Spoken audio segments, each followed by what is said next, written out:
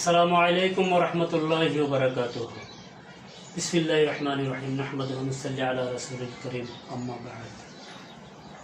আমি মোহাম্মদ জাকারিয়া, সহকারী শিক্ষক, দৌলত হোসেন সরকারি উচ্চ বিদ্যালয়, মেঘনা, কুমিল্লা। দৌলত হোসেন সরকারি উচ্চ বিদ্যালয় অনলাইন ক্লাসে সকল শিক্ষার্থীদেরকে ধন্যবাদ জানাচ্ছি এবং নবম ও দশম শ্রেণীর শিক্ষার্থীদের সুদৃষ্টি আকর্ষণ করছি। আশা রেখে তোমরা এই মহামারী কোভিড-19-এর মধ্যে তোমরা স্কুলে ক্লাস অবশ্যই করতে পারো না। এটা গোটা পৃথিবীর মধ্যে একই হাল। এটা খোদার পক্ষ থেকে আসছে আমাদেরকে পরীক্ষা শুরু। কতদিন থাকে তাও জানি না, আল্লাহ জানে। তো তোমরা বিগত 1.5 বছর ধরে অনলাইনে ক্লাসে করতেছ এবং সামনেও করবে এবং সংসদ বাংলা টেলিভিশনের অনুষ্ঠানগুলো দেখবে, শিক্ষার অনুষ্ঠানগুলো। এবং আমার ক্লাস নয়, শুধু সকল ক্লাস, সকল শিক্ষার সকল ক্লাস এবং সকল বিষয়, সকল সাবজেক্ট ক্লাসগুলো সঠিকভাবে মনোযোগ সহকারে দেখবে এবং শুনবে এবং এগুলো তোমরা আয়ত্ত করবে। সুপ্রিয় শিক্ষার্থীরা, আশা রাখি তোমরা ভালো আছো, আমি তোমাদের বই ভালো আছি। নবম ও দশম শ্রেণীর থেকে আলোচনা, নবম দশম শ্রেণীদের শিক্ষার্থীদের উদ্দেশ্যে বলছি। আজকের বিষয় ইসলাম ও নৈতিক শিক্ষা, অধ্যায় 1, পাঠ 5 ও 11। আজকের শিরোনাম মানে আল্লাহ তাআলার পরিচয়, কুফর, শিরক, নিফাক, আসমানি কিতাব, এর উপরে আলোচনা হবে। তো তোমরা অনলাইন ক্লাসগুলো সঠিকভাবে দেখতেছো জানি। আল্লাহ তোমাদের দীর্ঘ কামনা করুক, দীর্ঘ নসিব করুক। তো সুপ্রিয় শিক্ষার্থীরা, আল্লাহ তাআলার পরিচয়। আল্লাহ তাআলা কে? উনি কি একটা মানব, না দানব, না জিন, না ইনসান, না রাষ্ট্রপতি, না প্রেসিডেন্ট? কিছুই না। উনি হলো সৃষ্টিকর্তা, আল্লাহ, মালিক এবং খালেক।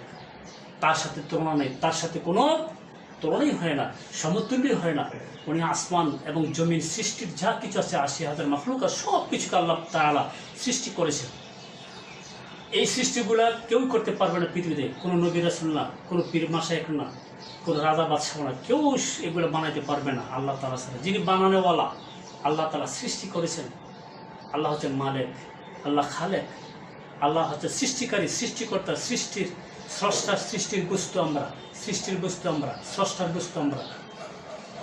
তাই আল্লাহ তাআলার পরিচয়, আল্লাহ একমাত্র একজন, দ্বিতীয় কোনো আল্লাহ হতে পারে না। যদি কেউ স্বীকার করে আল্লাহ অদ্বিতীয়, 2 জন, 3 জন, 5 জন, 6 জন আছে, তাহলে মনে করতে সে কাফের, বেঈমান হয়ে গেছে, তার কোনো ইমানই নেই, সে নাস্তিক হয়ে গেছে। আল্লাহ তার পরিচয় শুধু এটাই, একমাত্র সৃষ্টিকর্তা আল্লাহ, যিনি আরশ আজিমে সমাহিত আছেন এবং ওইখান থেকে সমস্ত জিন, ইনসান, পশু প্রাণী সমস্ত কিছুকে দেখাশোনা করেন। আল্লাহ আমাদের অন্তর্যামী। আমরা যেখানে যাই না কেন, থাকি না কেন, আল্লাহ দেখে এবং শোনে। আমার অন্তরে কি আছে সব কিছু আল্লাহ শুনে এবং দেখে। এই জন্য আল্লাহ পাক আলিমুন বিজাতিস সুদূর বলা হয়। আল্লাহ পাক অন্তর্যামী। আল্লাহ তাআলার সাথে কোনো অংশীদারিত্ব করতে পারবে না, কোনো তুলনা করতে পারবে না। সূরা ইখলাসের আলোচনার আলোকে প্রমাণিত, আল্লাহ পাক একজন, তার কোনো শরীক নাই, তার কোনো সমতুল্য নাই। ওনাকে কেউ সৃষ্টি করে নাই, ওনাকে কেউ জন্ম দেয় নাই, উনি কাউকে জন্ম দেয় নাই। জন্ম এবং সৃষ্টি এক নয়, অনেক পার্থক্য।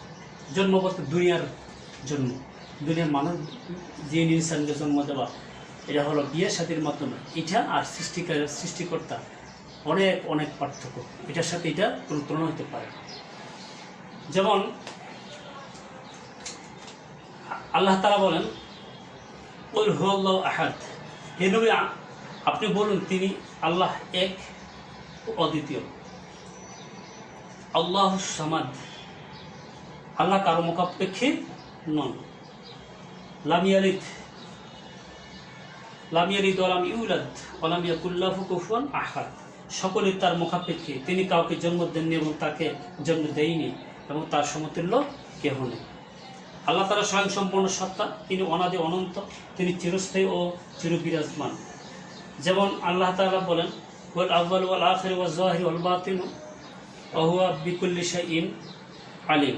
তিনি প্রথম, তিনি শেষ, তিনি প্রকাশ, তিনি গোপন এবং তিনি সর্ববিশ্ব সম্যক অবহিত। সূরা হাদীদ আয়াত নম্বর 3। আল্লাহ তাআলা আরো বলেছেন, আল্লাহু লা ইলাহা ইল্লা হুয়াল হাইয়্যুল কাইয়্যুম লা তা'খুযুহু সিনাতুন ওয়া লা নাওম লাহু মা ফিস সামাওয়াতি ওয়া মা ফিল আরদ। আয়াতুল কুরসির আয়াত এটা। তিনি আল্লাহ, তিনি ব্যতীত কোনো ইলাহ নেই, তিনি চিরজীব ও সত্তার ধারক। তন্দ্রা বা নিদ্রা তাকে কখন স্পর্শ করতে পারে না। আল্লাহ ঘুমায় না, আসমান ও জমির যা কিছু রয়েছে সবই তার অধীন। সূরা বাকারা আয়াত নম্বর 255। আল্লাহ তাআলা পরিচয় জানলাম। এখন কুফর আর শিরক। কুফর অর্থ অস্বীকার করা, অবিশ্বাস করা, ঢেকে রাখা, গোপন করা, অকৃতজ্ঞতা প্রকাশ করা, অবাধ্য হওয়া। আল্লাহ তাআলা সৃষ্টি করেছেন, এরপরে তারা কি করে? অবাধ্য হয়ে থাকে, তার আইনকানুন মানে না, তার রাসূলের আইনকানুন মানে না, এই জন্য তারা কুফর, কাফের হয়ে গেল। তো কাফেরদের জন্য জাহান্নাম অবধারিত। শিরক, শিরক মানে কি? অংশীদারিত্ব করা, অংশীদার করা। তাই এই অংশীদারিত্বটা কি আমরা করি কখনো? না, কখনো করি না। যেমন যদি আমরা শিরিক করি তাহলে আমরা মুশরিক হয়ে যাব, কখনো শিরিক করা যাবে না। যেমন শিরিকের অংশীদার সাব্যস্ত করা, একাধিক স্রষ্টা বা উপাস্যকে বিশ্বাস করা, ইসলামী পরিভাষা মানে আল্লাহ তার সাথে কোনো ব্যক্তি বিশেষ বস্তুকে শরীক বা তার সমতুল্য করাকে শিরক বলা হয়।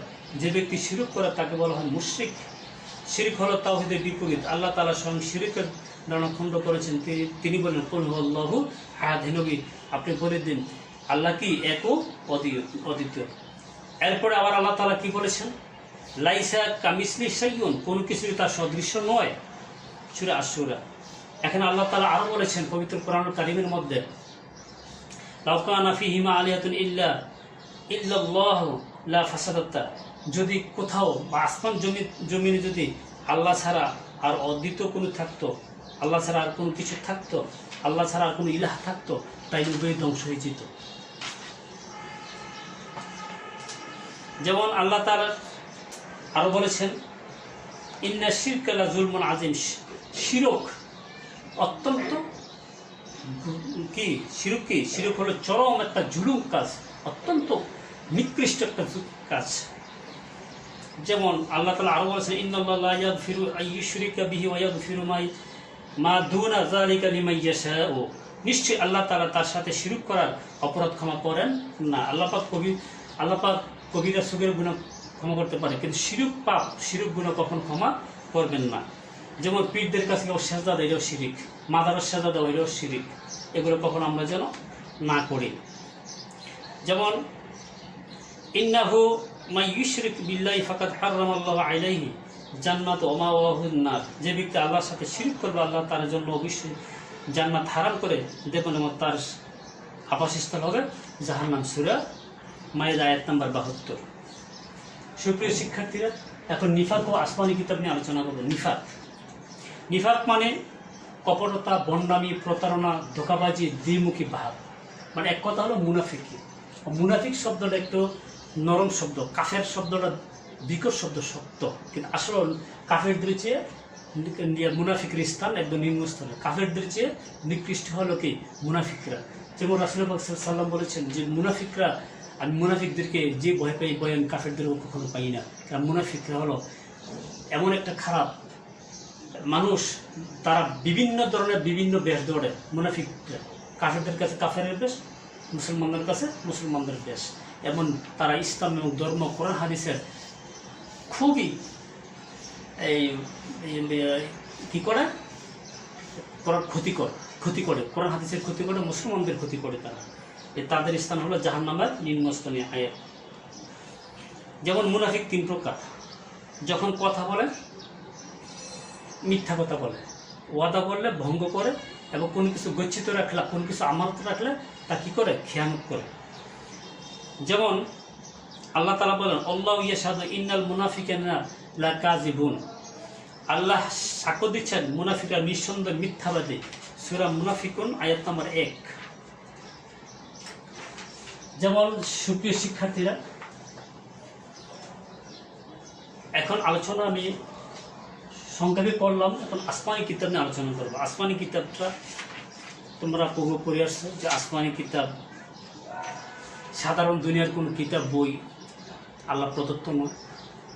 যেমন আসমানি কিতাব একমাত্র পবিত্র কোরআনুল কারীম। আল্লাহ পাক 114খানা আসমানি কিতাব নাজিল করেছেন, এটা আসমানি কিতাব। এর মধ্যে প্রসিদ্ধ 4টি পবিত্র আল কোরআনুল কারীম, যেটা আমার নবীর উপরে নাজিল হয়েছে, তাওরাত, জবুর, ইনজিল, এই 4টি প্রসিদ্ধ। এর মধ্যে প্রসিদ্ধের উপরে প্রসিদ্ধ হলো আল কোরআন, যা আল কোরআন নাজিল হওয়ার পরে অন্যান্য কিতাবগুলো বিলুপ্ত হয়ে গেছে, বাতিল হয়ে গেছে। ডিলিট হয়ে গেছে। ওইগুলো আমল করলে, কাজ করলে, ওই কিতাবের উপরে ভিত্তি করে আমল করলে এবং কাজ করলে কোনো আমল কবুল হবে না, কাজ কবুল হবে না, কোনো নিয়ত কবুল হবে না এবং বেমান হয়ে যাবে। কারণ কোরআন আবার পবিত্র কোরআনকারীর পৃথিবীতে আসার পর অন্যান্য কিতাব বিলুপ্ত হয়ে গেছে, বাতিল হয়ে গেছে। ওইগুলো অনুসরণ করলে কাফের হয়ে যাবে, বেমান হয়ে যাবে। যেমন পবিত্র কোরআনকারীর যে আসমানি কিতাব আল্লাহ পাক জিবরাইলের মাধ্যমে নবীদের উপরে সৃষ্টি করেছে। আবার কোন সময় জিবরাইল ছাড়াও সৃষ্টি হয়েছে। যেমন কোরআন কারীম নাজিল হয়েছে নবীদের উপরে জিবরাইল সাল্লামের মারফতে।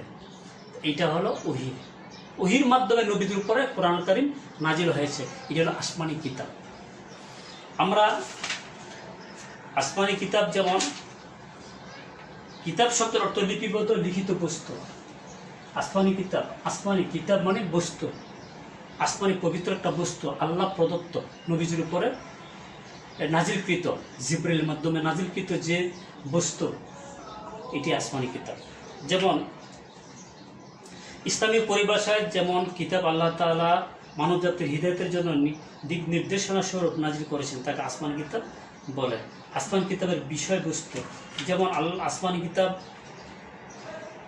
কিছু বিষয়বস্তু রয়েছে, এখানে উপস্থাপন করছি। আল্লাহ তাআলার সত্তাগত পরিচয়, আল্লাহ তাআলার গুণাবলীর বর্ণনা, নবী রাসূলগণের বর্ণনা, পূর্ববর্তী জাতিসমূহের বিবরণ, অবাধ্য কাফিরদের পরিণতির বিবরণ, হালাল হারামের বর্ণনা, বিধান সংক্রান্ত বিবরণ, শাস্তি সতর্কীকরণ বিষয়ে আলোচনা, উপদেশ ও সুসংবাদ সম্পর্কে বিবরণ, আকীদা সংক্রান্ত বিষয়সমূহের বিবরণ, পরকাল সংক্রান্ত বিষয়সমূহের বিবরণ ইত্যাদি।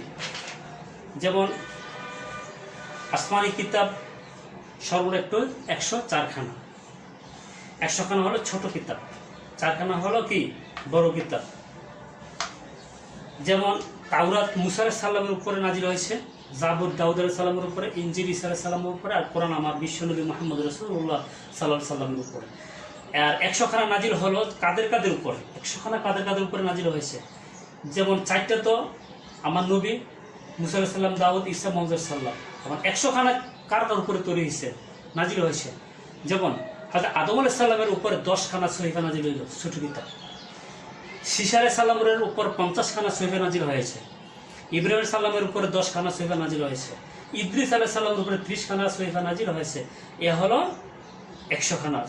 30 আর 10 40, 40 আর 50 90, 90 আর 10 100 কিতাবখানা নাজিল হয়েছে। তো সুপ্রিয় শিক্ষার্থীরা, পবিত্র কোরআনের অনুকরণ আমরা করব।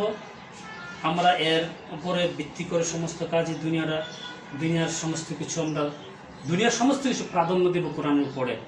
যেমন আল কোরআন শ্রেষ্ঠ সর্ব ও সবচেয়ে মর্যাদাপূর্ণ কিতাব, যার উপরে কোনো সন্দেহ নেই। যেমন আল্লাহ প্রথম বলেছেন আলিফ লাম মিম যালিকাল কিতাবুল লা রাইবা ফিহি। আলিফ লাম মিম এটা হরফে মুকাত্তাব বলা হয়। যালিকাল কিতাবুল লা রাইবা ফিহি, যালিকা বলতে ইসমে ইশারা, উহা এমন একটি কিতাব যাতে কোনো লা রাইবা ফিহি, কোনো প্রকার সন্দেহ নেই। তা আমরা আসমান কিতাবের কিছু পরিচয় জানলাম। আল্লাহ পাক আমাদেরকে তৌফিক দান করুক, আমরা যেন বাস্তবায়ন করতে পারি, কোরআন হাদিসের অনুকরণভাবে আমরা চলতে পারি, এবং আমরা অনলাইন ক্লাসগুলো সঠিকভাবে দেখব, পর্যবেক্ষণ করব, শুনব এবং তা আমরা ভালোভাবে আয়ত্ত করব। আল্লাহ পাক আমাদেরকে তৌফিক দান করুক, সে আশা ব্যক্ত করে এখানে সমাপ্ত করলাম। আল্লাহ হাফেজ।